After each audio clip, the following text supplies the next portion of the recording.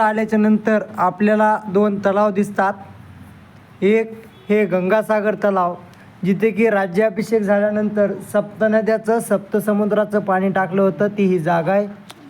आणि बाजूला एक हत्ती तलाव आहे, जे की हत्तींना पाणी पिण्यासाठी आणि अंघोळ घालण्यासाठी महाराजांनी केलेलं तलाव आहे.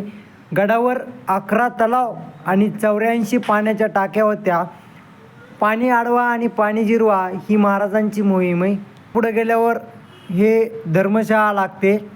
थोडं पुढं गेल्यावर आपल्याला दिसतं ते टकमक टोक, जिथून की राजांनी, छत्रपती संभाजी महाराजांनी कुणालाही सोडलं नाही. या टकमक टोकावरून त्यांचा कडेलोट केला, अशी ही जागा आहे. या टकमक टोकावरून छत्रपती शिवाजी महाराज पाटे दुर्बिणीने राजमाता माँसाहेब जिजाऊ यांचं दर्शन घ्यायचे पाचाड गावी.